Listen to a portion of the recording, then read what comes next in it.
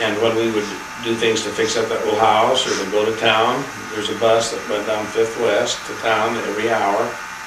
So if I wanted to go downtown to any place, to do any kind of business, I have to get on the bus, go downtown, do my business.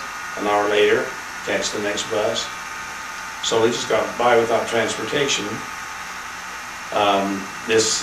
Another Campbell kid, who was cousin to Garth, Bonnie and Garn Campbell, we met them and started going to the ward. It was not the ward that we should have. We should have gone to Park ward, you know, where your kids were raised.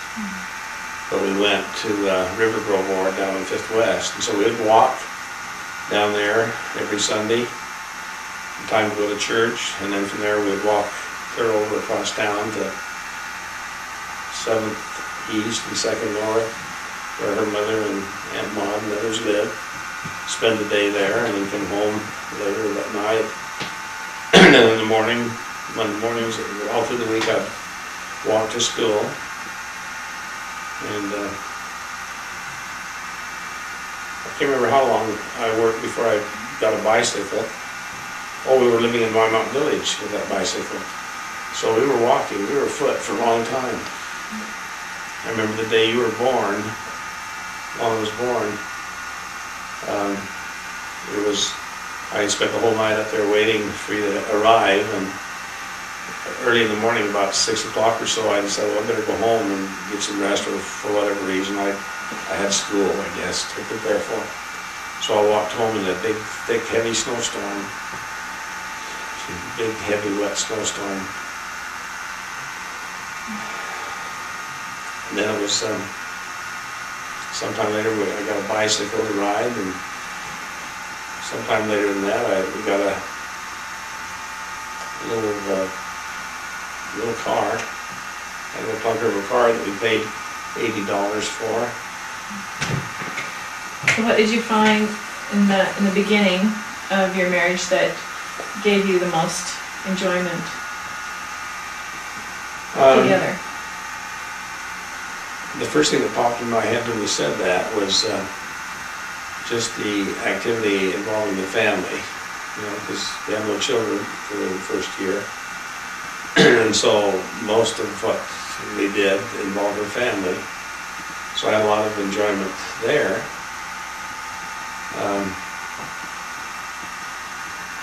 Did you feel like Grandma accepted you from the beginning, and you felt they had a good relationship with her? As a matter of fact, the night after she proposed to me, the next morning, her mother said, we were sitting there in the living room, and she says, well, Don tells me that you kids are planning on getting married. I said, yes. I didn't ask for her permission or anything, but she did say something to the effect, something positive, like she, you know, couldn't think of anyone better than, you know, to marry her daughter. And I told her, I said, well, I, you know, have high regard for her family.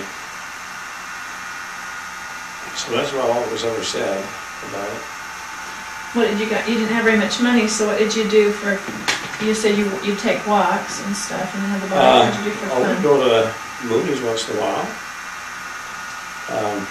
and we would go with friends to dinner and do different things. We took the Timp hike, which was what, in July? We'd been married a month or so when we took the Timp hike with this Campbell kid and his wife, Bonnie and Garn. And we went up and stayed at the camping grounds, you know, where you stay for the night before the hike, and we kind of slept in the next morning. As we woke up, the sun was pretty high in the sky, and we could just see the trail of hikers that already reached the summit. So we hurried, rolled up our beds and took off and hiked up there and got sunburned about the bright color of those little candles there. And we were on the program at church the next day and come running in just a few minutes late. And we had, you know, like the days when they had 2.5-minute talks and sacrament gems and things like that. So we had those opening exercises. And I remember we were both bright red, they were all bright red, and she was blistered in her mouth, especially, where she has eczema. It was all blistered. But so we did a few things of that nature, but most of what we did involved the family. What did your family think of Mom? Well, see, my dad had died a few months before I met Dawn. My mother, she never did speak much. Mother wouldn't speak much about anything, anytime. She was very quiet. She had a lot of feelings, and there's no question in my mind that she was accepted by everybody. And when all the sisters had an opportunity to meet her, and Boyd and Maxine and everybody had a chance to meet her, they were all impressed, you know. Thought she was a sweet girl, and so there's absolutely no difficulty on either side, the families.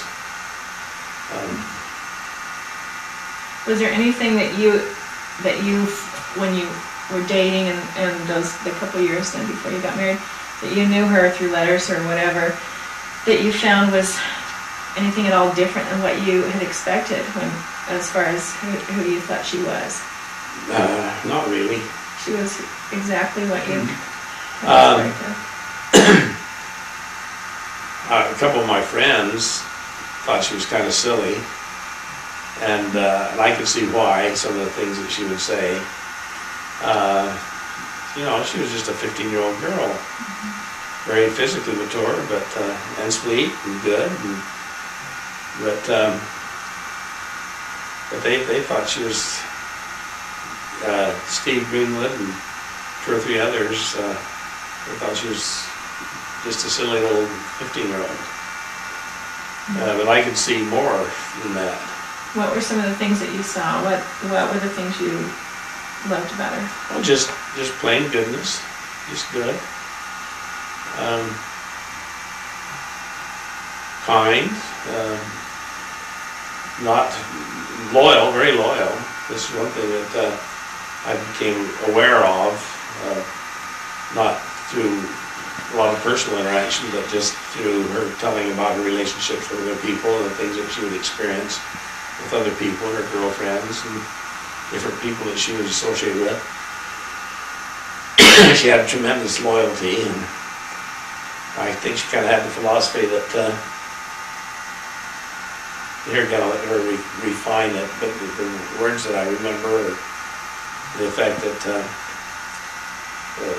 treat people good, because, you know, who knows what's going to happen down the road, what they'll be like, or what you'll be like, or what your situations will be, and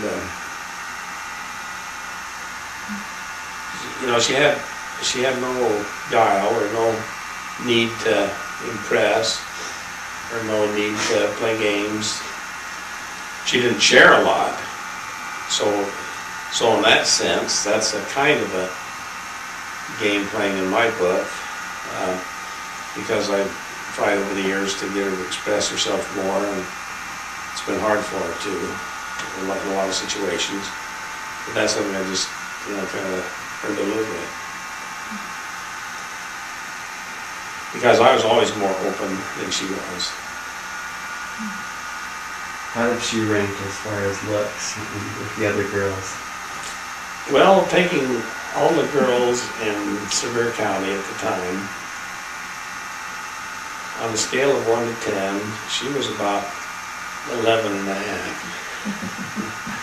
She was no doubt one of the cutest girls in the county. And I had guys tell me before I went on my mission, one particularly who was a kind of a hotshot kid at school, and he's later became a doctor. And in fact, I even saw him while I was working as a student out at the service station there in Richfield, or in Provo. He came by going home for a weekend out of medical school, and he stopped at the service station. I gassed up his car, and we talked a little while, and he said, boy, I sure would like to have taken her out. And he told me before, he says, I'm going to take that gal out. I'm going to try to beat your time if I can. And he was bright and cute and nice personality, and but I don't know what happened to him. She'll have to tell you about that. But So with all some of the challenges and everything you guys have been through together and stuff, would you do it all again if you had the chance, knowing Yeah. what you know now? And you're not supposed to say this, but there are a few things I'd like to do different. What would you do different?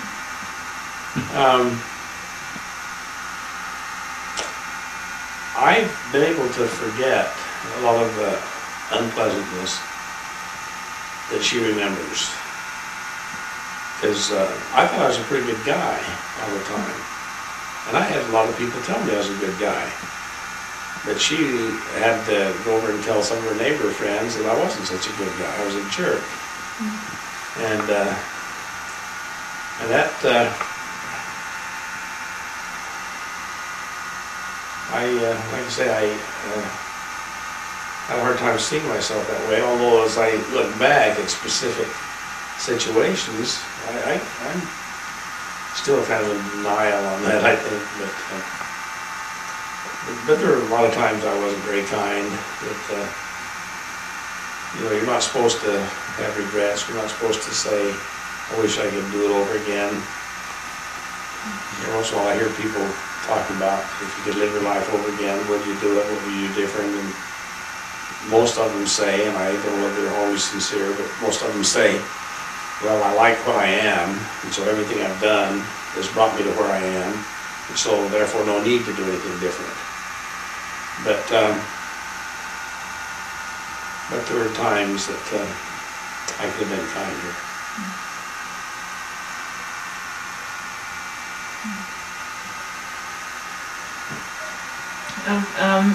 The events of maybe your early years, what maybe one event stands out to you to be most memorable as far as maybe a pleasant memory, something you like to look back on in your early years when we were little and you guys were struggling and stuff with the family? I think, see, again, the first thing that comes to my mind is on Father's Day, when the kids would bring home a little poem or a little thing that they'd scrawled and written in Sunday school, and this is for you, and the pleased look on your faces when you would give us something.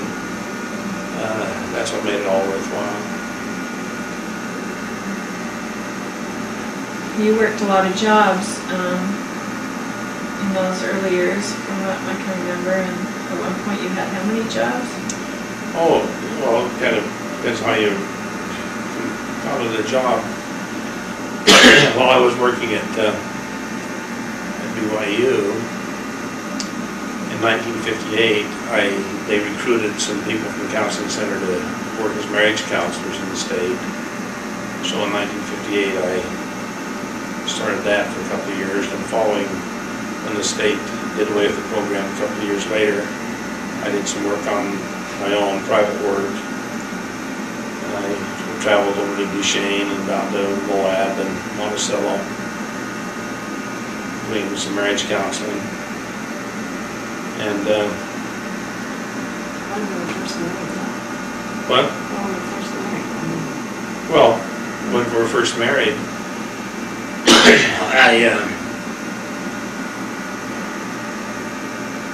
we hadn't been married very long. See, we felt like, our mother bought the home on the north with the idea in mind that she'd retire there someday.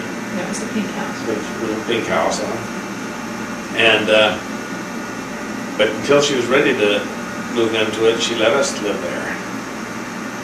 And then after a while, after a couple of years, she made other plans to move someplace else. So she made the house available for us to buy. So we bought it. And